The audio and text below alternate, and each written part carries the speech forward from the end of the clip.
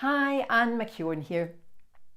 As a practitioner of neuro-linguistic programming, NLP, I teach clients how to use the mind to relax the body and how to use the body to relax the mind. And these techniques include things like anchoring, setting resourceful states, changing unsuccessful strategies, shifting your values, integrating conflicting parts of the unconscious mind.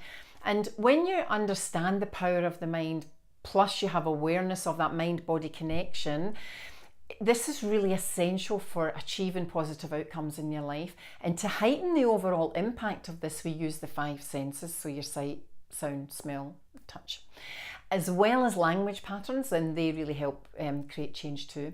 Now, being mindful of everything that you do, you're going to have a greater awareness around you of what bothers you, what increases your stress levels, and also what helps you to relax. And by noticing these changes, you can halt the natural stress response and bring your emotional levels back to a state of calm.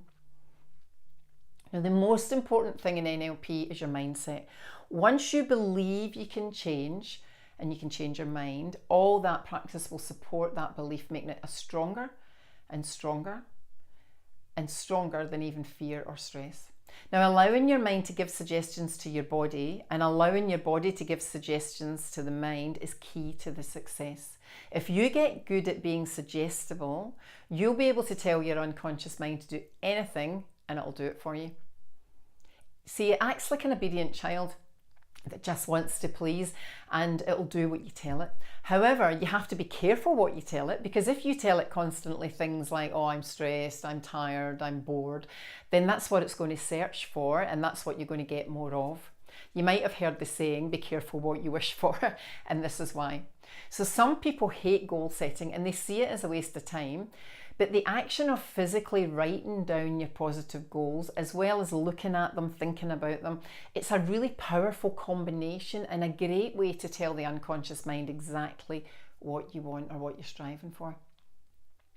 You may have noticed a sports person sometimes, before they kick a goal, they'll bless themselves, or a golfer will press one thumb on top of the other before they take a big swing, or maybe a footballer who bends down to tie his shoelaces, or a tennis player that taps her heel with the racket. These are all what we call anchors that they've previously set up with their coach. Now, this rehearsed action tells the brain it's time to step into the new desired state, which could be a state of focus or calm or confidence and being a winner. So if you've ever wondered why some people are very successful and great at what they do, and yet others are merely competent, well, that's the question that Richard Bandler and John Grinder, the creators of NLP, had and asked in the 1970s. And one of the things they discovered was what we call modelling. In other words, copying the behaviour of those we admire and strive to be like. So using sport as an example again, I bet any athlete will tell you that they've watched hours of video footage of their hero. They'll have slowed the video down so that they could see the exact execution of every bodily movement and how these movements flow together to produce the expected result. Now, what's this got to do with relaxation, you might ask? Well, everything. Because we can all choose to live a less stressful life by learning from someone who teaches relaxation techniques, or by copying the daily routine of a colleague or a friend, someone that you know who always appears to be relaxed and in control of life. And as mentioned before, there are numerous ways to control the thoughts. And one way is by linking them to colours. This is hugely effective, and it works by making use of the way that the brain connects a visual stimulus with a thought. So I want you to try this exercise. Pick a coloured sticker. Blue, you might think of the ocean, green, grass.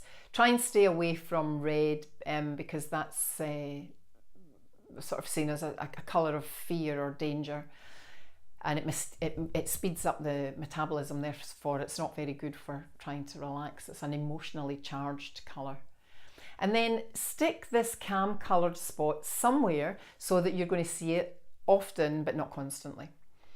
And then I want you to stare at the sticker, and as you do so, think of a specific occasion when you felt deeply relaxed. So maybe you're lying by the pool on holiday, or sitting on a comfy chair with a good book, or being cuddled by someone who really cares for you. And associate as closely as you can with this memory. Take yourself back there, see what you saw at the time, and make that picture in your head bright and vivid and colourful. I want you to feel that feeling of relaxation, of being calm, of being loved and secure. Really intensify it as you continue to look at your coloured dot. And then hear what you heard in that moment. So maybe there were birds singing or somebody comforting you. Turn up the volume on these beautiful relaxed sounds and remember how totally relaxed you felt. Now, if you do this for a minute, you're loading up the spot with this desired of relaxed emotion. And then whenever you look at that dot, it's going to bring back those feelings. Stick them around the house, the office, on your desk, wherever.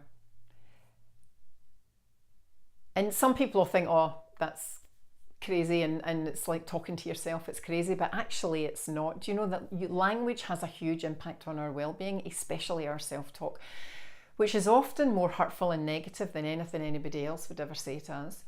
And I mentioned earlier the importance of being suggestible, and one of the great methods for this is through the use of language.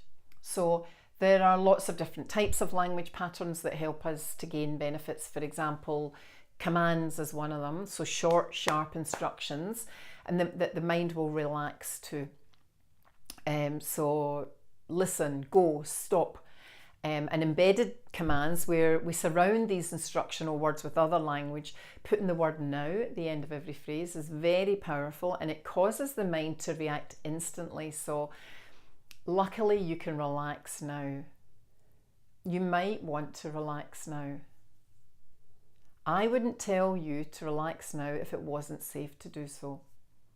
When you relax now, you will realise you're safe. You can relax right now. You know that if you wanted to, you could tighten your muscles and make a fist that's so strong that you couldn't make it any stronger or more powerful. Isn't that true? So if you wanted to, and if you knew how to, you could also make any group of muscles absolutely and totally relaxed. And that unless you removed the relaxation, you could relax those muscles to the point where they wouldn't work. And that's also true, isn't it? We can go floppy. The easiest muscles in the entire body to relax, by the way, are your eyelids. So now that you know that's true, don't you? Remember a time when you were tired, had a rough day, and closed your eyes, and it just feels so good. Now, NLP links with hypnosis and meditation, and these promote these altered states and have been used to help us relax, focus, and increase our well-being since the beginning of civilization. The main difference is that meditation is about acceptance and being open to whatever happens, whereas hypnosis is more directional. It's about guiding ourselves towards something better. An ideal position is to fully appreciate what you have and to be open to moving forward to something better, instead of moving away from the things that make you uncomfortable or cause you pain. So give this a try. I hope you found it useful.